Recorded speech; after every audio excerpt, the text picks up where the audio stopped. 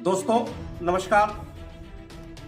आज मैं उत्तर प्रदेश के जनपद भदोही तहसील ज्ञानपुर के ग्राम सभा इटहरा के भूमाफिया कमला शंकर की कहानी के बारे में बताना चाहता हूं कि यह भूमाफिया किस तरह से सरकारी जमीन पर लोगों की जमीन पर डाका डाल करके एक अपना काला साम्राज्य स्थापित किया है, जिसके बारे में जितना कहा जाए उतना कम है।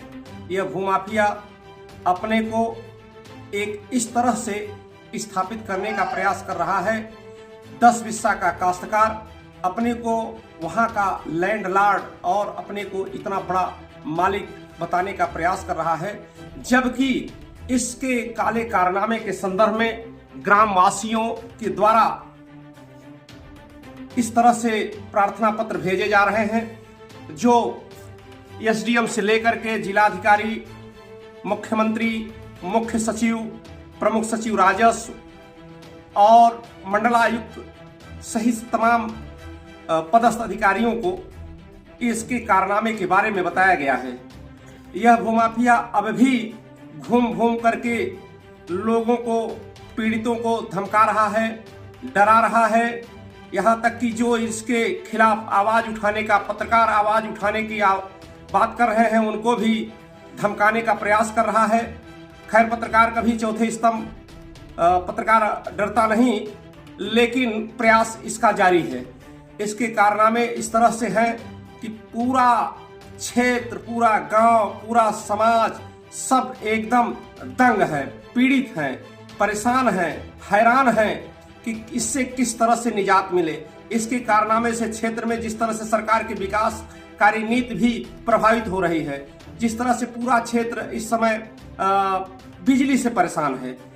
गांव सभा की जमीन छुटी होती तो वहां पावर हाउस बनता, लेकिन ग्राम समाज की जमीन, कन्या पाठशाला की जमीन, खेल कूद के मैदान की जमीन और बच्चों के संदर्भ में खेल कूद के साथ साथ न्याय पंचायत की जमीन को जिस तरह से हड़प करके यह एक काला साम्राज्य स्थापित किया है, जिसके बारे में जितना कहा जाए उतना कम है। और सारे लोगों के यहाँ पीड़ितों के द्वारा प्रार्थना पत्र दिया गया है, जिसके संदर्भ में अब यह देखना है कि ये भूमाफिया के संदर्भ में और सारे कागजात, सारे एविडेंस, सारे साक्ष्य के साथ प्रार्थना पत्र दिया गया है। लेकिन अभी किस कारण से दबा हुआ है यह तो आने वाला समय बताएगा।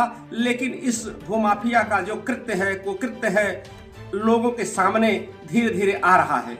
और यह भूमाफिया एक अपना किस तरह से काला साम्राज्य गलत ढंग से, अवैधानिक रूप से सरकारी जमीन पर एक शिक्षा माफिया के रूप में वहां से मान्यता ले लिया है। गरीबों के जमीन पर अपना आलीशान मकान बनवाकर ऐशो आराम कर रहा है। यह भूमाफिया कमला शंकर मिश्रा के तमाम गुर्गे इसके कार्य में सहयोगी हैं, और यह भूमाफिया इसके ऊपर बर्दाश्त है।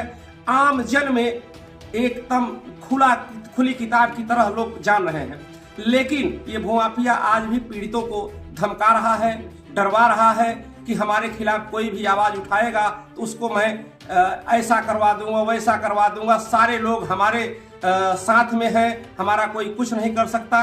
ये तो आने वाला समय बताएगा। लेकिन पत्रकारों को भी ये धमकाने का प्रयास कर रहा है। पत्रकार कभी इसके धमकी से डरने वाले नहीं हैं, और पत्रकार इस तरह के जो भी गलत कार्य कर रहे होंगे उसके काले कारनामों को दिखाने का और लोगों तक पहुंचाने का, सरकार तक पहुंचाने का। पत्रकार सरकार के एक सिक्का के दो पहलू हैं। सरकार की नीति को जनता का, जनता की नीति को, जनता की बात को सरकार तक पहुंचाने का एक माध्यम होता है। लेकिन यह भूमाफिया उनको भी धमकाने का प्रयास कर रहे हैं। इस तरह के इसके कुकृत्य के बारे में तमाम फेरिस्त, बड़ी लंबी फेरिस्त है, बड़ा लंबी कहानी है। तमाम सैकड़ों लोगों ने प्रार्थना पत्र, ग्राम सभा ने प्रस्ताव भूमाफिया के रूप में पारित किया है, तत्कालीन ग्राम प्रधान के द्वारा पारित हुआ है। इसके बावजूद भी सारे तुम्हारे अभी वार्ता कुछ उच्च अधिकारियों से हुई है, उन्होंने प्रार्थना पत्र मांगा है और गाटा संख्या के बारे में जानकारी लेने का प्रयास किया है। उसको उनके तक पहुंचाने का भी पीड़ितों के द्वारा सहयोग हुआ है, पहुंचाया गया है। अब देखिए, देखना है क्या होता है, कैसे होता है। इस भूमाफिया से सरकारी जमीन, प्राइवेट जमीन कैसे मुक्त हो पाती है, और ये आने वाला समय बताएगा। लेकिन हम पत्रकार उनके इस काले कारनामे के विरुद्ध आवाज उठाते रहेंगे। जय हिंद, जय भारत।